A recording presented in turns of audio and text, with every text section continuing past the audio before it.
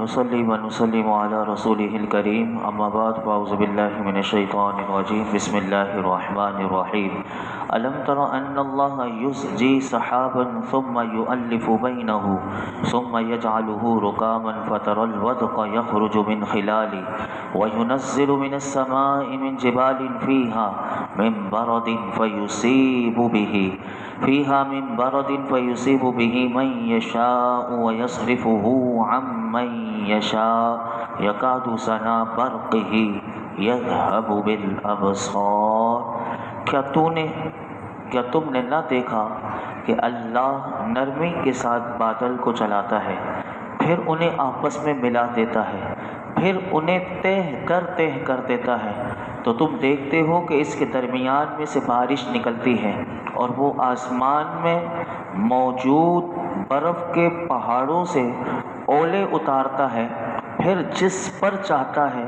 اس پر ڈال دیتا ہے اور جس سے چاہتا ہے اس سے پھیر دیتا ہے۔ قریب ہے کہ اس کی بجلی کی چمک آنکھیں لے جائے۔ اس آیت کریمہ میں اللہ رب العالمین نے نبی اکرم صلی اللہ علیہ وسلم کے ساتھ ساتھ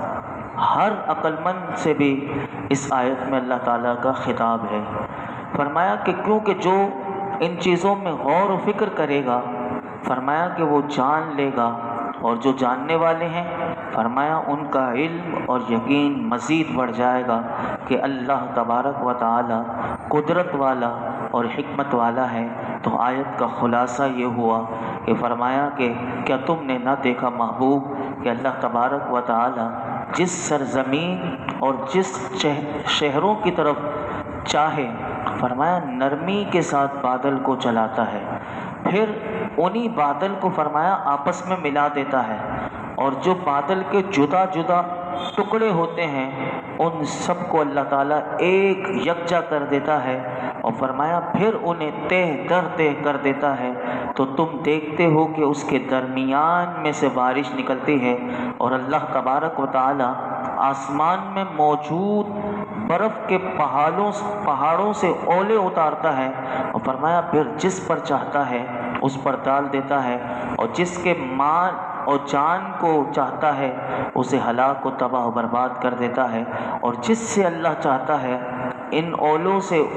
ان اولوں کو اس سے پھیر دیتا ہے، اور اس بندے کی جان اور مال کو اللہ محفوظ رکھتا ہے۔ اور فرمایا قریب ہے کہ بادل کے اوپر بجلی جو چمکتی ہے تو فرمایا کہ اس کی چمک ایسی اتنی تیز ہوتی ہے کہ آنکھوں کے نور کو لے جائے اور روشنی کی تیزی سے آنکھوں کو بیکار کر دے۔ یہ اللہ تبارک و تعالی نے اپنی نشانی کو اور قدرت کا ذکر اس آیت کریمہ میں کیا کہ بندہ غور کرے کہ اللہ رب العالمین کیسی قدرت والا ہے کہ وہ بادل جو روئی کی جگہ یعنی کیسے وہ ہوا میں جیسے اڑ رہے ہوتے ہیں، لیکن انہی بادلوں میں کیسا اللہ تبارک و تعالی پانی کو بھر دیتا ہے، اور وہ پانی سے بھرے ہوئے بادل پھر کیسے مل جاتے ہیں، اور پھر جہاں چاہتا ہے وہی بارش رحمت بھی ہوتی ہے اور وہی بارش کسی کے لیے زحمت بھی بن جاتی ہے۔ اور یہی بات یہاں پر بتائی گئی کہ پھر وہ صرف بارش نہیں بلکہ کہا کہ آسمان کے اوپر پہاڑ ہیں اولوں کے، فرمایا ان پہاڑوں میں سے اولے برسا دیتا ہے، تو فرمایا جس سے چاہتا ہے اس کی جان و مال کو اللہ بچا دیتا ہے، اور جس کو چاہتا ہے اس کو تباہ و برباد کر دیتا ہے۔ تو یہ ساری نشانیاں ہیں، یعنی اس وقت بندہ غور و فکر کرے اور اس وقت اللہ کے عذاب سے ڈرے اور پناہ مانگا کرے۔ یہی بات ہمیں اس آیت کریمہ میں بتائی گئی۔ آگے ارشاد فرمایا یقلب اللہ اللیل والنہار ان فی ذلک لعبرۃ لأولی الابصار، اللہ رات اور دن کو تبدیل فرماتا ہے، بے شک اس میں آنکھ والوں کے لیے سمجھنے کا مقام ہے۔ پھر اللہ تعالیٰ نے کہا غور و فکر کرو، دیکھو تمہارا رب کیسے رات اور دن کو تبدیل کرتا رہتا ہے کہ رات کے بعد دن لاتا ہے، دن کے بعد رات لاتا ہے، بے شک بادلوں کو چلانے ان سے بارش نکلنے، آسمانوں سے اولے برسانے، بادلوں سے بجلی ظاہر فرمانے، دن رات کو تبدیل کرنے میں غور و فکر کرنے والوں کے لیے یہ پیغام ہے کہ دیکھو اللہ کا وجود ہے، کوئی ہے ہستی کہ جو یہ ساری کائنات کا نظام چلا رہی ہے، یہ خود بخود نہیں چل رہا، کہ یہ سارا نظام بتا رہا ہے اللہ کہ اس کا وجود ہے، اس کی قدرت پر، اس کی وحدانیت پر کہ وہ ایک ہی ہے، اور اس کی وحدانیت پر یہ واضح دلائل ہے، یعنی بندہ غور کرے تو اپنے رب کی قدرت پر اس کو دلائل بہت مل جائے۔ آگے دیکھیے پھر اللہ تعالیٰ نے غور و فکر کی دعوت دی، فرمایا واللہ خلق کل دابۃ مما فمنہم من یمشی علی بطنہ ومنہم من یمشی علی رجلین ومنہم من یمشی علی اربع یخلق اللہ ما یشاء ان اللہ علی کل شیء قدیر۔ اور اللہ نے زمین پر چلنے والا ہر جاندار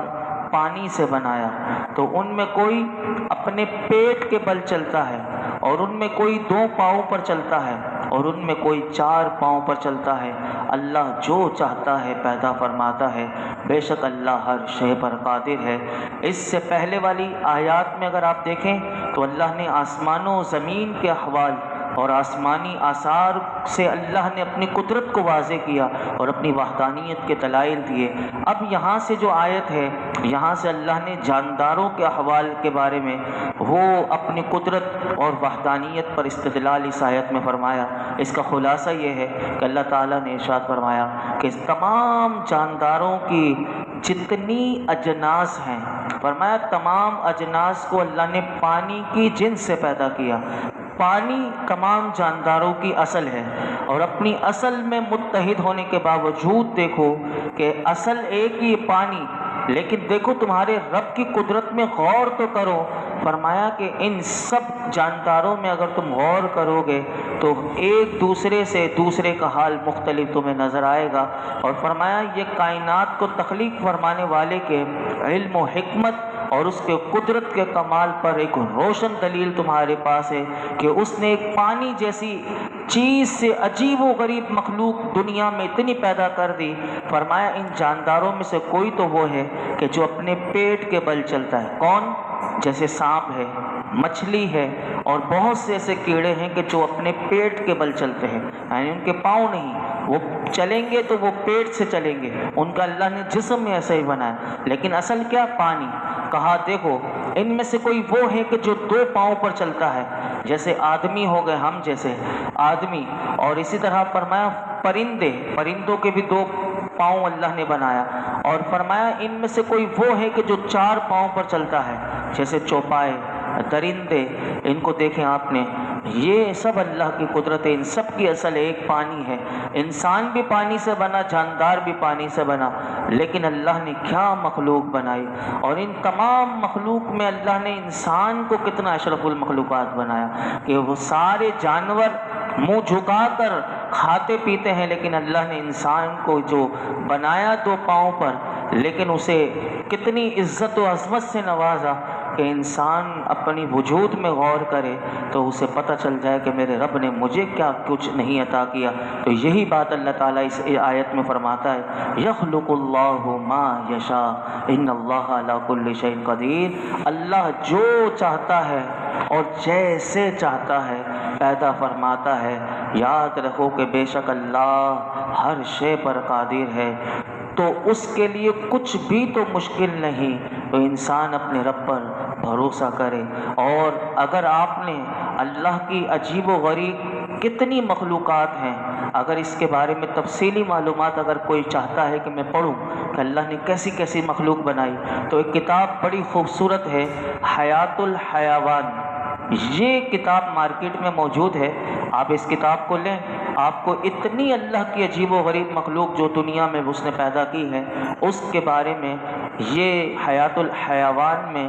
ہر مخلوق کے بارے میں کیسے اللہ نے اسے بنایا، کہاں پایا جاتا ہے، کیا اس کی خوراک، سب کچھ اس کتاب میں آپ کو ملے گا۔ اگر کوئی پڑھنا چاہے تو اس کو پڑھے۔ آگے ارشاد فرمایا، لقد انزلنا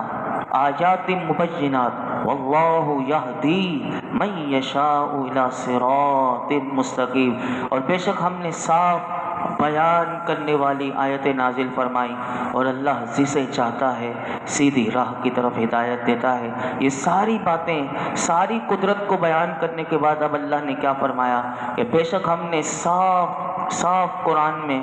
جو صاف بیان کرنے والی آیتیں ہیں، ہم نے یہ قرآن میں نازل فرمائی کہ جس میں ہدایت بھی ہے، احکام بھی ہیں، حلال اور حرام کا واضح بیان بھی ہے، اور فرمایا کہ اللہ تعالیٰ جسے چاہتا ہے سیدھی راہ کی طرف ہدایت دیتا ہے، اور سیدھی راہ پر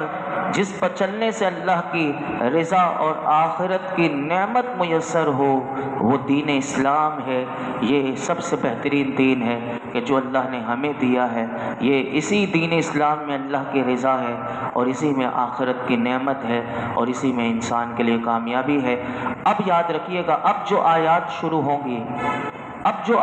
ہوں گی اللہ نے قرآن نازل کرنے کا ذکر کرنے کے بعد اب اللہ نے انسان 3 فرقوں میں اللہ نے انسان کو تقسیم کیا، اس کا ذکر اب آیات میں آئے گا۔ فرمایا کہ انسان 3 فرقوں میں تقسیم ہو گئے۔ نمبر 1 کہ وہ لوگ کہ جنہوں نے ظاہری طور پر تو حق کی تصدیق کی، یعنی زبان سے مانا کہ اللہ اور اللہ کے رسول کو، لیکن فرمایا باطن میں ان کے جھوٹ تھا، تکذیب کرتے رہے، فرمایا وہ منافق ہیں۔ اب ان منافقوں کے بارے میں اللہ ذکر کرے گا اب جو آیات آئیں گی۔ نمبر 2 دوسرا وہ کہ جنہوں نے ظاہری طور پر بھی تصدیق کی اور باطنی طور پر بھی وہ معتقد رہے، جیسے زبان سے کہا ویسے اندر سے بھی تھے، فرمایا یہ مخلص لوگ ہیں اور یہی مسلمان ہیں۔ نمبر 3 فرمایا کہ وہ لوگ کہ جنہوں نے ظاہراً بھی تکذیب کی اور اندر سے بھی تکذیب کی وہ کافر ہے۔ اب ان تینوں کا ذکر اللہ کیسے ذکر کرتا ہے سنیے۔ فرمایا وَيَقُولُونَ آمَنَّا بِاللَّهِ وَبِالرَّسُولِ وَأَطَعْنَا ثُمَّ يَتَوَلَّى فَرِيقٌ مِّنْهُم مِّن بَعْدِ ذَلِكَ وَمَا أُولَٰئِكَ بِالْمُؤْمِنِينَ، اور منافقین کہتے ہیں کہ ہم اللہ اور اس کے رسول پر ایمان لائے اور ہم نے اطاعت کی، پھر ان میں سے ایک گروہ اس کے بعد پھر جاتا ہے اور حقیقت میں وہ مسلمان نہیں ہیں۔ اللہ اکبر، غور کیجیے، اللہ تعالیٰ نے انسانوں کے پہلے گروہ کے بارے میں بتایا کہ وہ منافق یہ کہتے ہیں کہ ہم اللہ اور اس کے رسول پر ایمان لائے اور ہم نے اس کی اطاعت کی۔ اللہ تعالیٰ کہتا ہے پھر ان کے گروہ میں سے ایک گروہ یہ اقرار کرنے کے بعد وہ پھر جاتا ہے، اور جو اس نے زبان سے اپنے قول سے کہا تھا اللہ تعالیٰ فرماتا ہے وہ اس قول کی پابندی نہیں کرتے، تو یہ حقیقت میں مسلمان نہیں بلکہ منافق ہے، کیونکہ ان کے دل زبانوں کے موافق نہیں۔ تو کیا بات پتہ چلی کہ جب زبان دل کی موافق نہ ہو تو یہ منافق کی علامت ہے، اور یہ قرآن نے بتایا کہ انسان زبان و دل سے ایک ہی ہو تو یہ مومن کی نشانی ہے۔ منافق زبان سے کچھ کہے دل میں کچھ ہو تو یہ منافق کی نشانی ہے، اس سے ہمیں بچنا چاہیے، یہ قرآن ہمیں بچا رہا ہے۔ آگے ارشاد فرمایا وَإِذَا دُعُوا إِلَى اللَّهِ وَرَسُولِهِ لِيَحْكُمَ بَيْنَهُمْ اِذَا فَرِيقٌ مِّنْهُمْ مُعْرِضُونَ، جب انہیں اللہ اور اس کے رسول کی طرف بلایا جاتا ہے تاکہ رسول ان کے درمیان فیصلہ فرما دیں تو اسی وقت ان میں سے ایک فریق منہ پھیرنے لگتا ہے۔ اس آیت کا شان نزول یہ ہے کہ یہ اس منافق کے بارے میں اللہ نے نازل کی جس کا نام بشر نامی ایک منافق تھا۔ اس کے پاس اس کا معاملہ زمین کا معاملہ تھا اور اس کا یہودی سے جھگڑا ہو گیا۔ یہودی یہ جانتا تھا کہ میں سچا ہوں، یعنی زمین میری ہے، اور یہ جو بظاہر مسلمان بنا ہوا ہے منافق جس کا نام بشر ہے یہ جھوٹا ہے، اور یہ بشر منافق کو بھی یقین تھا کہ میں غلط ہوں، لیکن کیونکہ وہ فیصلہ کروانا چاہتے تھے تو اب منافق وہ یہ جانتا تھا کہ میں رسول اللہ کی بارگاہ میں اگر اپنے مقدمے کو لے کر گیا تو رسول اللہ صلی اللہ علیہ وسلم کسی کی روح رعایت نہیں کرتے، حضور وہی فیصلہ کرتے ہیں کہ جو حق ہو، جو عدل ہو، میرے آقا وہی فیصلہ کرتے ہیں۔ تو چنانچہ معاملہ یہ ہوا کہ یہودی کیونکہ یہ جانتا تھا کہ وہ اپنے معاملے میں سچا ہے اور اس کو یقین تھا کہ رسول اللہ صلی اللہ علیہ وسلم حق اور عدل کا فیصلہ فرماتے ہیں، اس لیے اس نے منافق سے کہا، کہ تمہارے آقا سے فیصلہ کروا لیتے ہیں اس مقدمے کا، تو لیکن منافق جانتا تھا کہ وہ باطل پر ہے، جھوٹ پر ہے، لیکن وہ حضور سے فیصلہ نہیں کروانا چاہتا تھا، تو اس نے یہودیوں کے بہت بڑا ایک عالم تھا جس کا نام تھا کعب بن اشرف، تو کہا کہ اس سے فیصلہ کرواتے ہیں، تیرے بڑے سے فیصلہ کرواتے ہیں، یعنی حضور کے بعد یہ فیصلہ نہیں لے کر جانا چاہتا۔ تو اس وقت اللہ رب العالمین نے نبی کریم صلی اللہ علیہ وسلم پر یہ آیت کریمہ نازل کی، اور وہ جو بظاہر منافق تھا اس نے یہ جملہ بھی کہا تھا، مفسرین کہتے ہیں کہ وہ یہ کہنے لگا تھا کہ کعب بن اشرف سے ہم فیصلہ کرواتے ہیں، کیونکہ حضور کے بارے میں معاذ اللہ اس نے بہتان لگایا، منافق مسلمان ہو کر وہ کہنے لگا کہ حضور ہم پر ظلم کریں گے، اس لیے ہم فیصلہ کعب بن اشرف سے کرواتے ہیں۔ اللہ نے فوراً یہ آیت کریمہ نازل کی اور فرمایا جب انہیں اللہ اور اس کے رسول کی طرف بلایا جاتا ہے تاکہ رسول ان کے درمیان فیصلہ کروا دیں، تو اسی وقت ان میں سے ایک فریق منہ پھیرنے لگتا ہے۔ تو مفسرین کہتے ہیں اس آیت کریمہ سے دو باتیں معلوم ہوئی، ایک تو یہ کہ نبی اکرم صلی اللہ علیہ وسلم کی بارگاہ اللہ کی بارگاہ ہے۔ آپ اگر اس آیت میں غور کریں تو آپ کو یہ نقطہ ملے گا کہ اللہ تعالیٰ فرماتا ہے جب انہیں اللہ اور اس کے رسول کی طرف بلایا جاتا ہے، تو کس کی طرف بلایا گیا تھا؟ رسول اللہ کی بارگاہ میں، تو رسول اللہ کی بارگاہ گویا کہ اللہ کی بارگاہ ہے۔ ایک بات سمجھ میں آئی۔